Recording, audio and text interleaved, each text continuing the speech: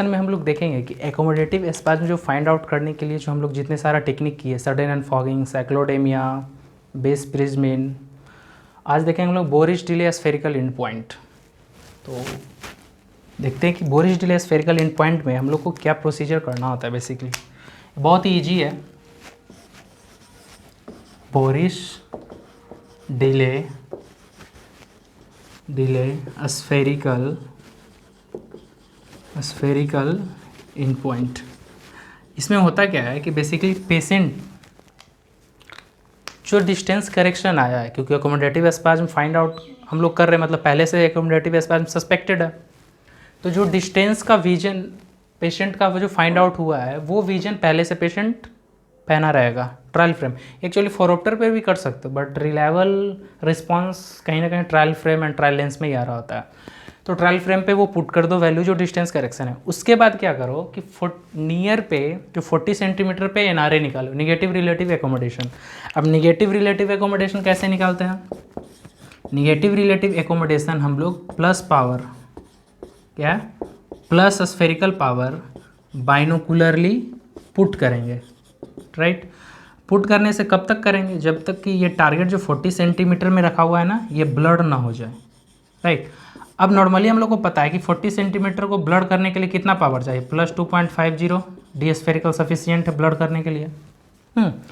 अगर अब distance correction हो चुका है, अगर ये पावर इतना ना आकर ब्लड करने में अगर 2.75 चला जाए, इसमें ब्लड हो, तो इसे पता चल जाता है कि अंडर प्लस है या फिर ओवर माइनस है। अब ओवर माइनस है तभी तो एकोमोडेटिव स्पाज्म है, तभी तो डिटेक्शन हुआ है। अगर ये 40 सेंटीमीटर का पावर प्लस 2.75 एनआरए जब फाइंड आउट अगर ये आया, तो इससे हम लोग को ये पता चल रहा होता है। अब क्या करेंगे कि ये पावर जो आ गया है, अब कहेंगे ये जो नियर का टारगेट है अब रिमूव कर लो। अब जब ये नियर का टारगेट रिमूव कर देंगे तो पेशेंट को कहेंगे फिर से उसी लाइन को फिक्सेट करो जो पहले वाले विजन में स्फेरिकल करेक्शन के टाइम जो विजन आया था उसको फोकस करने के लिए। अब जैसे ही वो फोकस करेगा और ये पावर देने की वजह से 2.75, अगर विजुअल एक्यूटी 6/9 या 6/6 है पहले वाले करेक्शन से, तो कहीं ना कहीं ये 2.75 उसको अप टू 4 से यानी 4 to 5th up to 5th line ऊपर लेके शिफ्ट कर देगा, राइट। अब क्या करना, 0.25 से रिडक्शन करना, या -0.25 ऐड करना है या +0.25 से रिड्यूस करेंगे ओवरऑल स्फेरिकल वैल्यू को, क्योंकि ये तो अभी भी उसी में पुट है और पहले से जो स्फेरिकल वैल्यू है उसका विजन के लिए।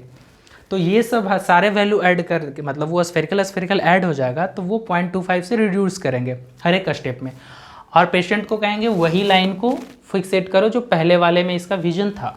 अब जो विजन था जैसे ही रिड्यूस करेंगे, अगर पेशेंट उसको पढ़ पा रहा है, क्योंकि ये इतना पावर एकोमोडेशन को रिलैक्स करने के लिए सफिशियंट होता है।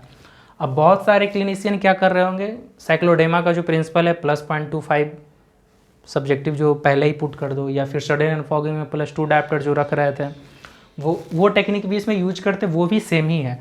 सिर्फ फ़र्क इतना है कि इसमें नियर टारगेट को इस पर ब्लड करो ताकि उसी टाइम पता चल जाएगा कि अंडर प्लस है या ओवर माइनस है, राइट। तो इसलिए अभी एग्जाम्पल से अगर हम देखें तो ये क्या कर रहे होंगे, सपोज ऐसा कुछ सीन चल रहा होगा, अगर इसको हम हटा देते हैं,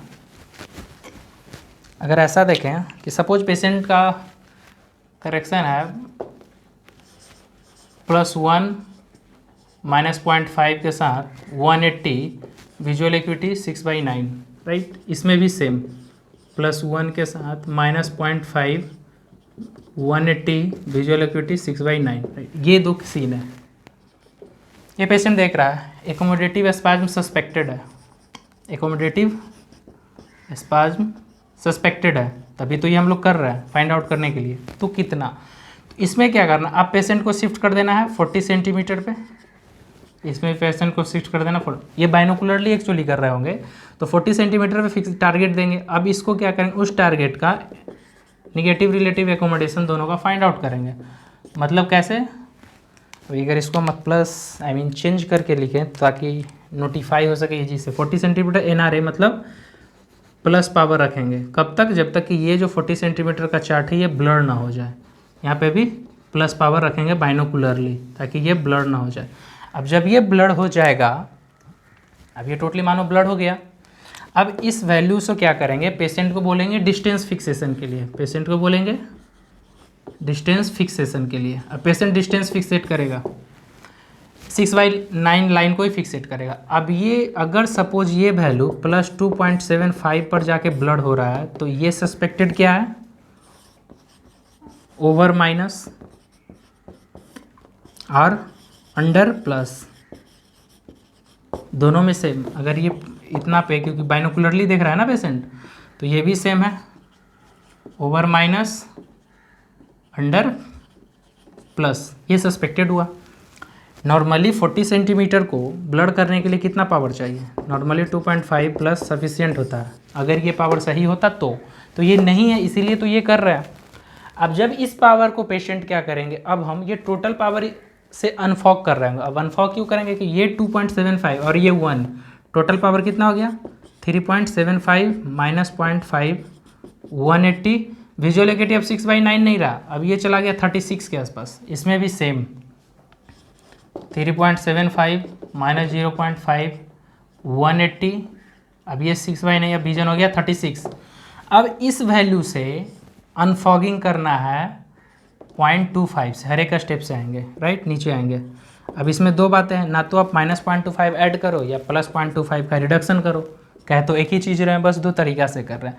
अब इस वैल्यू को जब पेशेंट रिडक्शन की ओर जा रहा होगा तो पेशेंट को कहेंगे यही फिक्सेट करो। अब अगर patient suppose 1.50 minus 0.5 180, visual equity 6/9, right, plus 1.50 या माइनस 0.50 180, विजुअल एक्विटी 6/9, या फिर 1.25 भी हो सकता है, क्योंकि यहाँ 0.25 का अगर ये 0.25 जो निकला है तो 1.25 या 1.5 ही लेते हैं, यानी मैक्सिमम प्लस मिनिमम माइनस में जाना है, राइट। अगर इस वाले वैल्यू पे पेशेंट कहता है कि ये 6/9 फिर से विजुअल हो गया, तभी इसका मतलब है कि यही पावर प्रिस्क्राइब होगी, ये वाला नहीं, क्योंकि ये 1.5 कहीं ना कहीं अल्टरेशन था। और अगर 0.25 पे, क्योंकि इसके अकॉर्डिंग अगर 0.25 पे पेशेंट रिस्पॉन्स कर रहा है, 6/9 दिख रहा है, तो 1.25 माइनस 0.5 ये सिल, ये Boris delay spherical in point से हम लोग एकोमोडेटिव स्पैज्म ऐसे फाइंड आउट करते हैं। तो आई थिंक ये समझ में आई होगी। और जितने भी 3 टेक्निक पहले हम लोग ऑलरेडी डिस्कस कर ही चुके हैं, इसमें से आप कोई भी एक कर सकते हो, सबका वैल्यू एक ही आने वाला है। बेसिकली मॉडर्न में ये यूज कर रहे होते हैं, बाकी भी कर सकते हो आप। So thank you.